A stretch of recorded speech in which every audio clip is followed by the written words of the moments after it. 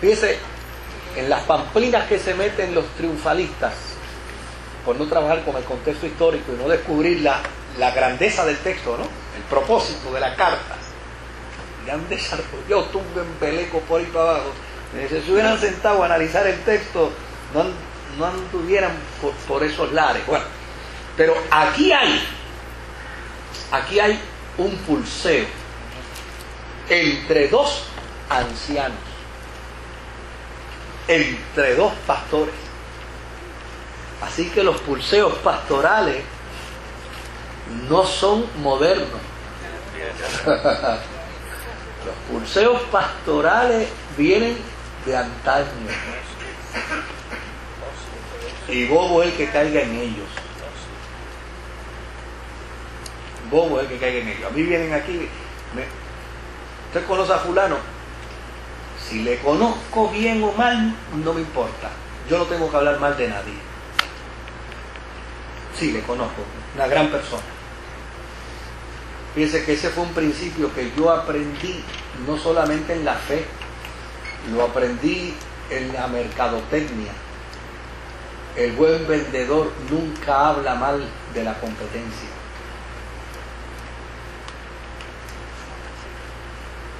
El buen vendedor no habla mal de la competencia. Habla de todas las virtudes del producto de la competencia y después demuestra por qué el de él es mejor. Este es bueno, no te quito que este es bueno, pero este es bueno. Pero no hablo mal de la competencia. Y en la vida cristiana nadie tiene que hablar mal de nadie. Pero ya que había pulseos pastorales, ya en este momento existían varios ministerios. Estaba el ministerio de los apóstoles. Claro, existía el ministerio de los apóstoles, pero eso no quiere decir que habían apóstoles, ¿sabe? Es que a los que fueron discípulos de Jesús, la iglesia les llamó apóstoles. Y su voz se hizo viva. Su voz se hizo viva. ¿Se acuerda ese texto en Apocalipsis? Bienaventurados que mueren en el Señor. Terminarán sus trabajos, pero sus obras, ¿qué? Con ellos siguen. Sus obras permanecen. Pues ese es el resultado del pensamiento de la iglesia primitiva, que afirmaba ¿qué cosa? Que los apóstoles seguían ostentando el título de apóstoles aunque hubieran muerto, porque sus obras continúan. Y como usted dijo, y creo que fue el martes pasado, a medida que se acercaban a Jesús eran mayor autoridad. Todavía lo que dijo Pablo hace 2000 años después, todavía lo que Pablo dijo es autoridad hoy dentro de la iglesia. Eso no se discute.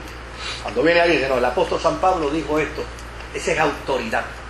Y nadie se le ocurre decir el difunto Pablo. No, el apóstol San Pablo. ¿Verdad? ¿Por qué?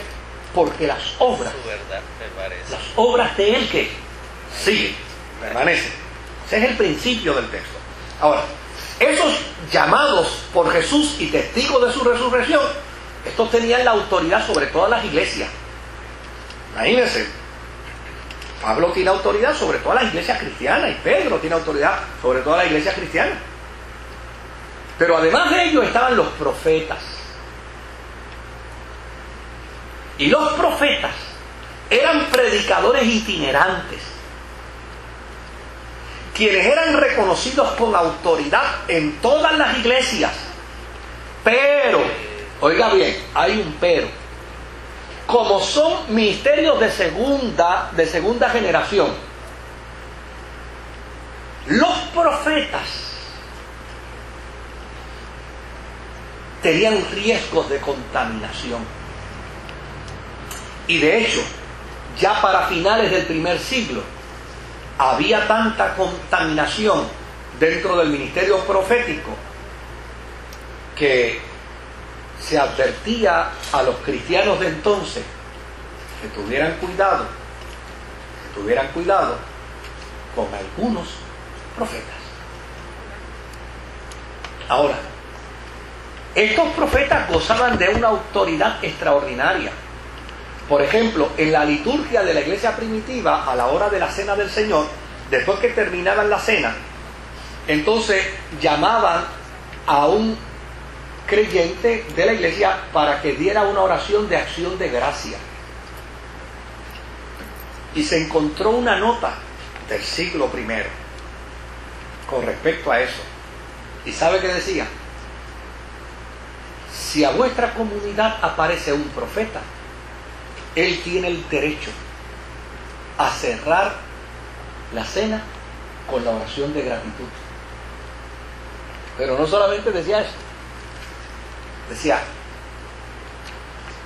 si es el miembro de la iglesia, la oración no puede ser extensa, tiene que ser breve. Pero si es un profeta, deje que dé gracias todo el tiempo que quiera. Diciendo con ello, ¿qué cosa? El profeta tiene autoridad. El otro ministerio que existía era entonces el ministerio de los ancianos, que ya lo hemos mencionado. Y de hecho, este ministerio comienza en la mente de Pablo. Pablo es el que entiende que la iglesia tiene que tener dirigentes en las comunidades, porque si no, ¿qué? Si no hay dirección, no hay objetivos, no hay claridad de pensamientos, no hay claridad de teología, no hay claridad de doctrina, por lo tanto se necesita tener dirigentes. Y fue el apóstol San Pablo en su primer viaje misionero, en el libro de Hechos, en Hechos capítulo 14. Ay Dios, yo estoy acelerando a ver si acabamos hoy. Pero en Hechos, en el capítulo 14 y en el verso 23, dice aquí lo siguiente: y constituyeron ancianos en cada iglesia, y habiendo orado con ayunos, los encomendaron al Señor, en quien habían ¿qué? En quien habían creído. Fíjense que es el apóstol San Pablo en su primer viaje que dice: hay que establecer pastores en las iglesias. Tiene que haber una cabeza, tiene que haber alguien que dirija. ¿De dónde salieron los pastores? Del primer viaje misionero de Pablo. Ahora, contrario a los profetas, los ancianos se circunscribían a la iglesia que pastoreaban, nada más. Contrario a los profetas, que ellos podían estar en cualquier lugar. Y los apóstoles, que a pesar de que ya habían fallecido, su autoridad apostolar era evidente e imprescindible en la vida de todas las iglesias. Ahora, de los tres ministerios que empezaron a surgir primero, el que más problemas dio era el de los profetas. Y yo casi diría algo, pero no. Yo casi lo diría. No lo voy a decir, pero casi lo diría. Los que más trabajo dan todavía hoy en día siguen siendo los profetas.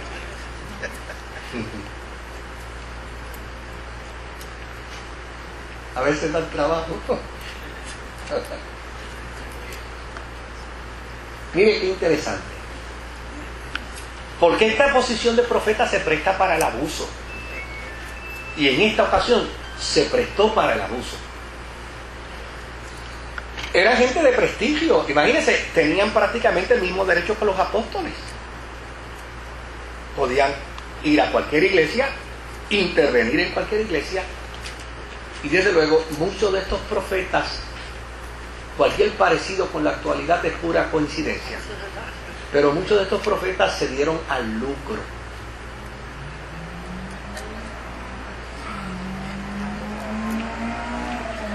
Por eso a mí me fascina la historia.